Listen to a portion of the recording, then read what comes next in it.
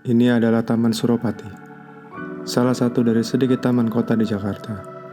Merepresentasikan sebesar 0,0024% wilayah hijau di Jakarta.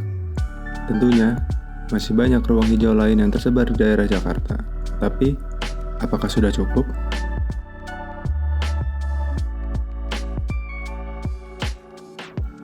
Per tahun 2017, Jakarta dikatakan telah memiliki kurang lebih 9% ruang terbuka hijau atau kita singkat saja sebagai RTH.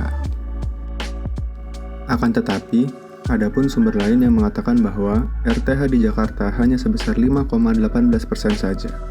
Dan bentuk RTH itu bukan cuma sekedar taman. Dari data yang didapat langsung dari website resmi pemerintah Kota Jakarta, RTH paling besar adalah yang dikategorikan sebagai taman lingkungan. Dan Jakarta adalah salah satu kota dengan persentase RTH terburuk.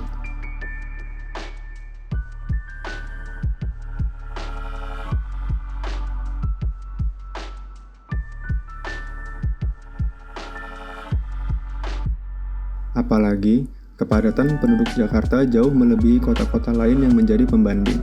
Mayoritas disebabkan oleh angka pendatang yang cukup besar masuk ke dalam Jakarta. Sekarang, kenapa kepadatan penduduk menjadi acuan penting bagi sebuah kota untuk memperluas RTH? Dikarenakan semakin banyak penduduk sebuah kota, maka diperlukan juga infrastruktur tambahan untuk mendukung jumlah penduduk, seperti tempat tinggal, pertokoan, dan perkantoran. Selain itu, jumlah kendaraan bermotor pun akan semakin bertambah. Semakin lama, RTH akan terkikis sedikit demi sedikit, berganti menjadi bangunan-bangunan. Pada titik inilah fenomena Urban Heat Island terjadi. Fenomena di mana tipe permukaan pada sebuah area yang sebelumnya adalah pepohonan, serta tumbuhan-tumbuhan yang bersifat menyerap air dan lembab mulai berubah. Saat ini, konkrit menjadi mayoritas permukaan yang terdapat di perkotaan besar. Sebuah permukaan yang mempunyai sifat tidak menyerap air dan kering. Melihat sifat permukaan konkrit, permukaan tersebut akan memancarkan radiasi panas yang cukup tinggi pada siang hari, yang pada akhirnya menyebabkan suhu pada perkotaan melebihi suhu yang sebenarnya, dikarenakan oleh bantuan dari radiasi panas yang dihasilkan oleh permukaan konkrit. Adapun studi yang dilakukan untuk melihat pengaruh yang diberikan oleh taman pada perkotaan.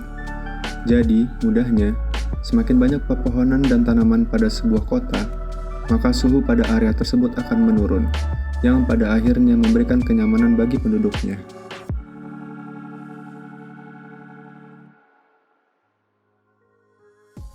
Di samping kenyamanan, masih banyak keuntungan yang didapat dari penambahan taman kota.